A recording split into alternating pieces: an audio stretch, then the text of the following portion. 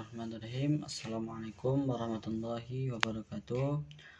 Perkenalkan, nama saya Ahmad Sofyan dengan NIM 2102011110057.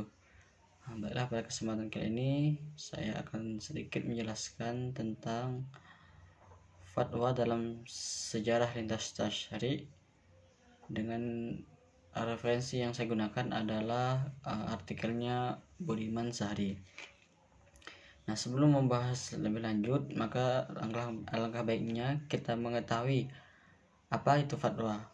Nah, fatwa merupakan keputusan persoalan agama Islam yang diberikan oleh alim ulama ataupun yang disebut mufti tentang persoalan agama berupa nasihat. Nah, fatwa merupakan jawaban dari mufti atau ahli yang dalam bidang fatwa mengenai pendirian hukum ataupun dogma Islam. Nah, fatwa itu diberikan sebagai respon terhadap suatu masalah. Nah, beberapa fatwa hanya sekedar mengulang berbagai pendapat yang telah diketahui dari ulama-ulama sebelumnya. Nah, maka dari itu fungsi yang paling penting yaitu banyak fatwa yang telah dikeluarkan sepanjang sejarah Islam yang selalu sejalan dengan perkembangan sosial dan hukum yang baru. Nah, lahirnya fatwa merupakan karena adanya suatu masalah ataupun persoalan akibat kemajuan sosial yang dihadapi oleh umat Islam di lingkungan masyarakat. Maka dari itu fatwa mensyaratkan harus ada seseorang ataupun sekelompok yang meminta atas atau kondisi yang memerlukan adanya pendapat atau keputusan yang baru yang dari hukum dari perintah Allah oleh dari para ahli.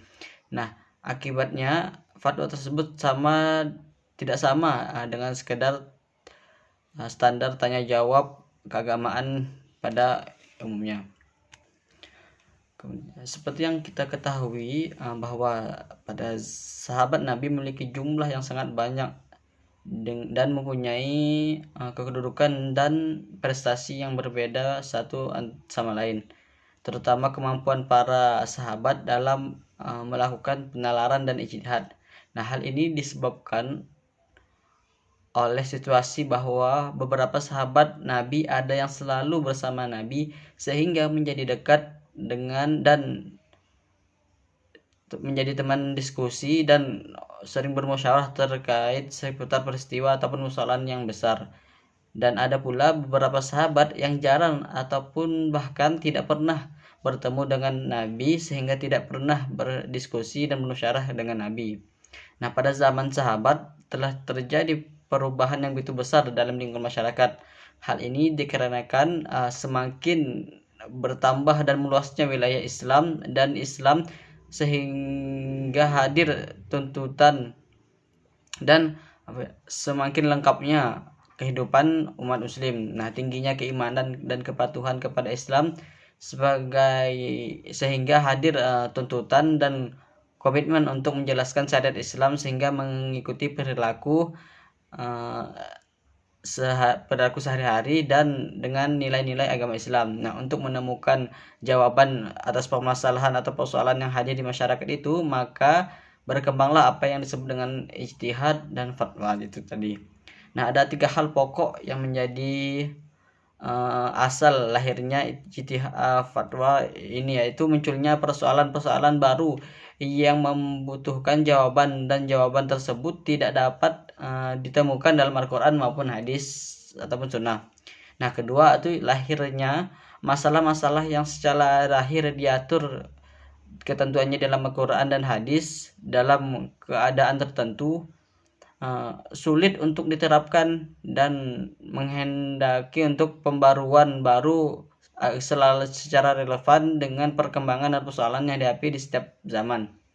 Nah, yang ketiga, dalam Al-Quran terdapat suatu peristiwa secara terpisah dan jelas. Nah, apabila hal ini berlaku dalam kondisi tertentu, para sahabat akan menemukan kesulitan dalam penerapan dalil-dalil yang ada. Adapun fatwa pada masa Abu Bakar, yaitu pada saat Nabi SAW pada saat Nabi wafat, hampir terjadi perbuatan kekuasaan antara Muhajirin dan Ansor setelah wafatnya Nabi tadi, yang dimana dilakukan di pertemuan di Bani Sa'adah yang membahas tentang siapa yang akan menggantikan Nabi. Nah, walaupun musyawarah lumayan dibilang cukup lama dengan situasi yang panas, namun permasalahan itu dapat diselesaikan dengan baik dan demokratis yang menghasilkan terpilihnya Abu Bakar sebagai khalifah. 3 tahun Abu Bakar menjadi khalifah. Selama khalifahnya pula dia disibukkan dengan penumpasan kaum murtad, kemudian ada nabi palsu yaitu Musailam al-Kadzab, dan penumpasan mereka yang tidak mau membayar zakat. Nah, tidak terlalu banyak persoalan hukum yang terjadi pada masalah Abu Bakar. Hal itu disebabkan yang pertama, yaitu masa khilafahnya tidak berlangsung lama, yaitu hanya 3 tahun. Kemudian masa khilafah Abu Bakar disibukkan dengan pemberontakan dengan orang murtad atau yang disebut dengan kaum Khawarij. Kemudian Umar bin Khattab yang diangkat menjadi hakim pada saat itu, sedangkan kondisinya para sahabat enggan berhadapan dengannya.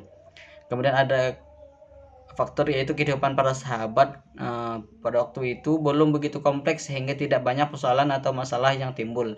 Kemudian tingginya semangat keislaman keimanan pada saat itu sehingga apabila ada masalah mereka lebih toleransi dan sabar kepada saudaranya ketimbang mempermasalahkan secara hukum di pengadilan.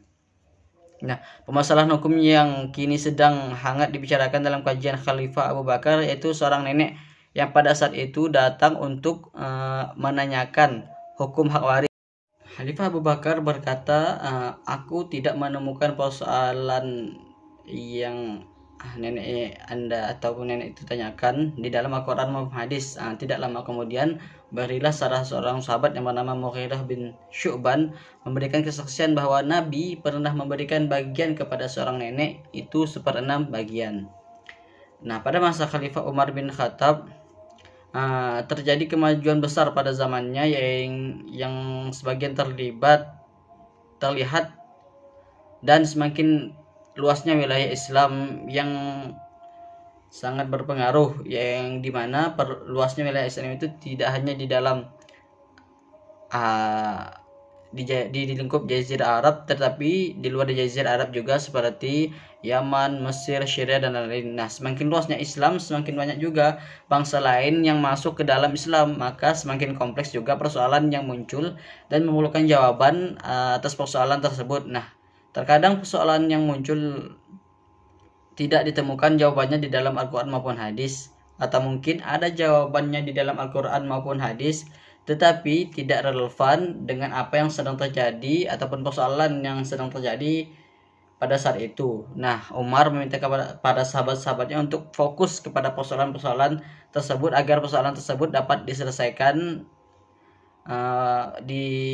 sehingga orang-orang yang ada persoalan itu dapat terjawab dengannya.